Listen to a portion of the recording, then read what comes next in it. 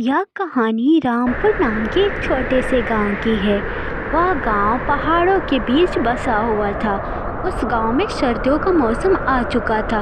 उसी गांव में मोहन नाम का एक व्यक्ति अपने पत्नी और एक बेटे के साथ रहा करता था। मोहन बहुत ही गरीब था, इसीलिए वो पास वाले जंगल से लकड़ियाँ लाकर बाजार में बेचा करता था और उससे कुछ पैसा कमाता था। उसी पैसे से मोहन के घर का खर्चा चलता था। मोहन इतना गरीब था कि वो जितना पैसा लकड़ियाँ बेचकर कमाता था वह उसके बेटे के स्कूल और घर के साग सब्जी में ही चले जाते थे। इस कारण वो पैसे बचा नहीं पाता था। वैसे तो आम दिनों में मोहन बहुत ही कम लकड़ियाँ बेच पाता था। बस एक सर्दी का मौसम था जिसमें लकड़ियाँ बेचकर वो ज़्यादा पैसा कमाता था। मोहन की पत्नी राधिका घर संभालने की काम किया करती थी और मोहन का बेटा राजा पढ़ाई लिखाई में बहुत तेज था, लेकिन गरीबी के कारण उनका बुरा हाल था। धीरे धीरे गांव में ठंड बढ़ने लगी थी।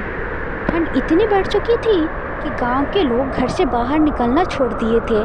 वैसे तो दिन में चल भी जाती थी, लेकिन रात में ठंड अपने चरम सीमा पे था। रात में इतनी ठंड बढ़ जाती थी कि गांव में कोई भी व्यक्ति बिना जलावन जलाए नहीं रह सकता था।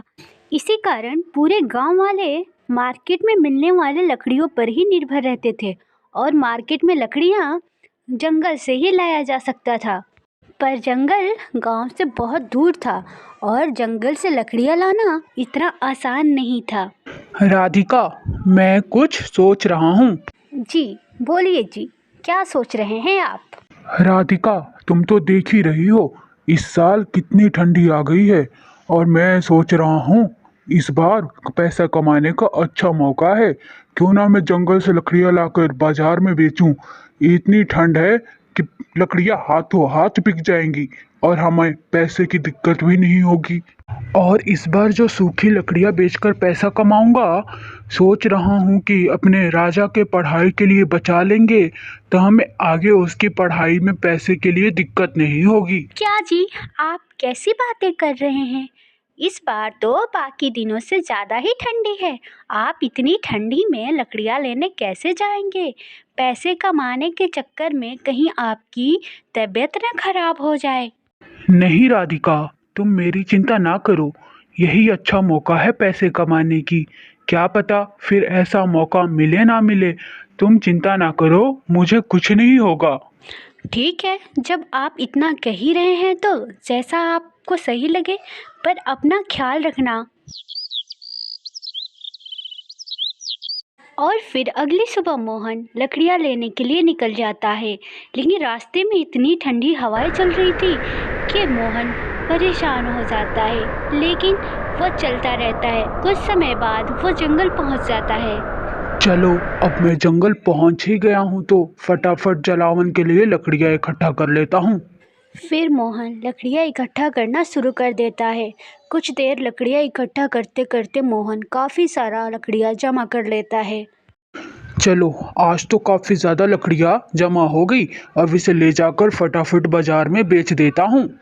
फिर क्या था, मोहन जितनी भी लकड़ियाँ जमा किया हुआ था वो फटाफट लेकर गांव के बाजार के लिए निकल जाता है। कुछ देर चलने के बाद मोहन गांव के बाजार में पहुंच जाता है और मोहन लकड़ियाँ बेचना शुरू कर देता है। देखते ही देखते मोहन की सारी लकड़ियाँ ख़त्म हो जाती है और मोहन को उन लकड़ियों से काफ़ी अच्छा मुनाफा भी होता है। अरे वाह, आज तो बहुत अच्छी कमाई हुई है। चलो घर चलकर राधिका को आज के मुनाफा दिखाता हूँ। फिर मोहन अपने घर पहुंच जाता है। घर पहुंचकर वो राधिका को आवाज़ देने लगता है। अरे सुनती हो राधिका, जरा यहाँ आना तुम। फिर क्या था, मोहन की आवाज़ सुनकर राधिका तो नहीं आती है, लेकिन मोहन का बेटा राजा वहाँ आ जाता है। राजा बेटा, तुम्हारी माँ कहाँ है? जरा जाओ और अपनी माँ को बुला कर लाओ। पिताजी, माँ तो रसोई में है और जलावन जला रही है। आप रुको, मैं अभी माँ को बुला कर लाता हूँ। नहीं बेटा, रहने दो। तुम्हारी माँ कोई काम कर रही है तो करने दो, वह थोड़ी देर में आ जाएगी। क्या हुआ पिताजी, आज आप बहुत खुश लग रहे हैं, कोई खास बात है क्या? अपने बेटे की बात सुनकर मोहन बोला, नहीं बेटा, आज कोई खास बात तो नहीं है, लेकिन आज मार्केट में लकड़ियां बेचकर बहुत ज्यादा मुनाफा हुआ है। क्या क्या कहा पिताजी? मतलब आप इतनी ठंड में भी बाहर गए थे लकड़ियां बेचने? आपको ठंड नहीं लगी क्या? बेटा, क्या करूं, ठंड तो बहुत लगती है, पर यही मौसम है जहां हम लकड़ियां बेचकर ज्यादा पैसे कमा सकते हैं। वरना बाकी दिनों में तो घर का राशन का पैसे निकालने में ही बहुत मुश्किल हो जाती है।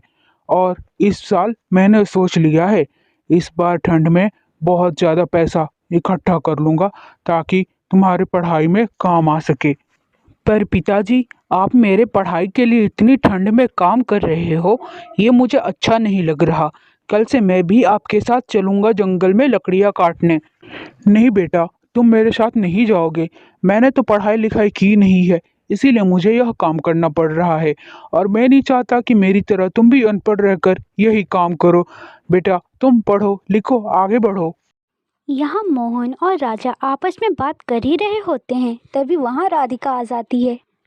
अरे आप आ गए, रुकिए, मैं अभी जलावन के लिए लकड़ियाँ लेकर आती हूँ। फिर राधिका जलावन के लिए किचन में लकड़ियाँ लेने चली जाती है और फिर जलावन जला देती है, कमरे में रख देती है और दोनों पति पत्नी आपस में बातें करने लगते हैं। राधिका, मैं एक बात बोलूंगा तो तुम मानोगे नहीं। आज जब मैं बाजार में लकड़ियां बेचने गया था, तो वो सारी लकड़ियां चंद मिनटों में ही बिक गया। और ऐसे ही धंधा चलता रहा, ऐसे ही ठंडी रही, तो मैं साल भर के लिए कोई बिजनेस भी कर लूंगा। बस ऐसे ही हमारा धंधा चलता रहे और लकड़ियां बिकती। हाँ, आपका कहना सही है। अभी अभी तो ठंड का मौसम शुरू ही हुआ है और अभी इतना ठंड पड़ रहा है, तो आगे कितनी ठंड पड़ने लगेगी। राधिका, मुझे ठंड से कोई फर्क नहीं पड़ता और मुझे कोई ठंड नहीं रोक सकती। मुझे बस इन 4 महीने दबाकर लकड़ियां बेचनी है और अपने राजा के पढ़ाई के पैसे का इंतजाम करना है। बस यही तो मौसम आता है जहां मैं ज्यादा लकड़ियां बेचकर ज्यादा पैसा कमा सकता हूँ। हाँ ठीक है, मगर अपनी सेहत का भी ध्यान रखा कीजिए। कहीं ठंड लग गई तो लेने के देने पड़ जाएंगे। अरे राधिका, मैंने कहा ना मुझे कुछ नहीं होगा। चलो ठीक है, मुझे फिर सुबह लकड़ियां लेने जाना है। और फिर अगली सुबह मोहन लकड़ियाँ लेने के लिए जंगल के लिए निकल जाता है। लेकिन आज कुछ ज़्यादा ठंड का मौसम था और आज उसे ठंड ज़्यादा महसूस हो रही थी। अरे बाप रे बाप, आज तो कल के मुकाबले बहुत ठंडी लग रही है। अब तो गांव से बाहर भी आ चुका हूँ, लौट कर घर भी नहीं जा सकता। ऐसा करता हूँ, आज जंगल जाकर बहुत लकड़ियाँ इकट्ठा कर लेता हूँ और कल से साथ में माचिस लेकर आया करूँगा। ठंड लगने पे कुछ लकड़ियाँ वहीं जलाकर हाथ पैर सेक लिया करूँगा। मोहन फिर से जंगल की तरफ चल देता है। मोहन जंगल पहुंचने के बाद वो फिर से लकड़ियाँ इकट्ठा करना शुरू कर देता है। कुछ देर होने के बाद वो काफ़ी सारा लकड़ियाँ इकट्ठा कर लेता है। चलो, आज काफी लकड़ियाँ इकट्ठा कर लिए। अब जल्दी जल्दी इन्हें बेचकर घर निकल जाता हूँ। आज काफी ज्यादा ठंडी लग रही है। फिर मोहन लकड़ियाँ बेचने बाजार चला जाता है। कल की तरह आज भी लकड़ियाँ जल्दी जल्दी ही बिक जाती है। फिर मोहन अपने घर के लिए निकल जाता है। कुछ दिन ऐसा ही चलता रहा। मोहन बाजार से लकड़ियाँ बेचकर काफ़ी ज़्यादा पैसा कमा रहा होता है।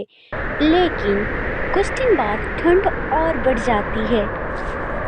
ठंड का मौसम इतना बढ़ जाता है कि लोग रात तो छोड़ो, दिन में भी बाहर निकलना छोड़ दिए थे। दिन में भी इतनी ठंड पड़ती थी कि लोगों का आना जाना मुश्किल हो गया था। मोहन एक सुबह जंगल के लिए निकलने ही वाला था, लेकिन मोहन घर से निकलने से पहले वो राधिका को बताकर जाना चाहता था। इस साल ठंड तो काफी ज्यादा बढ़ गई है। ऐसा करता हूँ, आज जंगल जाकर ढेर सारा लकड़ी इकट्ठा करके बाजार में बेच दूंगा, ताकि मुझे भी 2-3 दिनों के लिए बाहर ना निकलना पड़े। राधिका को बताकर जाता हूँ, कहीं ज्यादा लकड़ी इकट्ठा करने में देर हो गई तो राधिका परेशान ना हो। राधिका, जरा यहाँ तो आओ। मोहन की आवाज़ सुनकर राधिका वहाँ पे आ जाती है। क्या हुआ जी, आपने मुझे बुलाया क्या? हाँ राधिका, मैं लकड़ियाँ लेने जंगल जा रहा था तो सोचा तुम्हें बताते चलूं। क्या कहा जी? आप लकड़ियाँ लेने जंगल जा रहे हो? वो भी इतनी कड़कती ठंड में? ज़रा बाहर जाके देखो, लोग ठंड के मारे बाहर नहीं निकल रहे हैं और आप लकड़ियाँ लेने जंगल जाने की बात कर रहे हैं। और वैसे भी लोगों की ठंड के मारे हालत ख़राब नहीं होती तो वो लकड़ियाँ लेने भी नहीं आते। लोगों का बाहर निकलने का मन तो बिल्कुल नहीं कर रहा इतनी कड़कती ठंड में। हाँ राधिका, तुम यह बात तो सही कह रही हो। इस बात का मुझे अंदेशा है, लेकिन मैं आज जंगल से ज्यादा लकड़ियाँ लाऊंगा और आज ज्यादा पैसा कमाऊंगा और मुझे 2-3 दिन तक बाहर भी नहीं जाना पड़ेगा। और मैं अब ये सोच रहा हूँ, अब मैं बाजार की जगह अपने घर से ही लकड़ियाँ बेचा करूंगा। इस तरह मैं जंगल से सीधा घर आया करूंगा, बाजार में मुझे रुकना नहीं पड़ेगा। तो आज मैं ज्यादा लकड़ियाँ लेकर आऊंगा और 2-3 दिन तक घर पे आराम से रहूंगा। हाँ जी, यह बात तो आप बिल्कुल सही कह रहे हैं। ठीक है, आप अपना ध्यान देना। हाँ राधिका, मैं लकड़ियाँ इकट्ठा करने की जगह पे थोड़ी सी लकड़ियाँ जला लेता हूँ और समय समय पे गर्माहट लेता रहता हूँ। तुम बेफिक्र रहो। फिर क्या था, मोहन जंगल के लिए निकल जाता है। इस पर मोहन लकड़ियाँ ज़्यादा इकट्ठे करने के सोच से आया था, इसी कारण वो ज़्यादा देर तक रुक जाता है। फिर क्या था, मोहन को लकड़ियाँ इकट्ठा करते करते शाम हो जाती है। शाम होता देख मोहन परेशान हो जाता है और इतनी ही ठंडी ठंडी हवाएं भी चल रही थी। अरे बाबा रे, आज तो बहुत रात हो गई। मुझे जल्द से जल्द ये सारी लकड़ियाँ लेकर घर के लिए निकलनी चाहिए। फिर क्या था, मोहन सारी लकड़ियाँ लेकर अपने घर चला जाता है। फिर मोहन जैसे तैसे अपने घर पहुंच जाता है और उसे जान में जान आती है। राधिका, हाँ लग रहा है आज मैं बीमार पड़ जाऊंगा। आज मैं काफी देर तक बाहर रह गया, मेरी तबीयत सही नहीं लग रही है राधिका। अजी, यही बात तो हम आपसे कितने दिनों से कह रहे हैं, लेकिन आप समझने वाले कहाँ। आपको तो बस पैसे कमाने की रोक चढ़ी हुई थी। लो, आ गई ना बीमारी घर पे ठंडी से। चलिए अब आप आराम कर लीजिए, मैं राजा से कहकर डॉक्टर को बुलवाती हूँ। माना कि पैसे भी बहुत ज़रूरी हैं इस दुनिया में, मगर हमारे शरीर से बढ़कर कुछ भी नहीं है।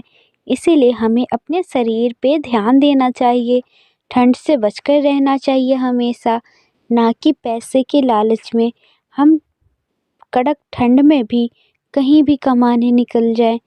इसीलिए मैं आपसे पहले ही बोली थी कि आप इतनी कड़क ठंड में कहीं ना जाएं। लोगों का बाहर निकलना मुश्किल हुआ है, लेकिन आप कहाँ मानने वाले थे। हाँ राधिका, मुझे यह बात का एहसास हो गया कि हमारे शरीर से बढ़कर कुछ भी नहीं है। अब से मैं घर पे ही लकड़ियाँ बेचा करूँगा।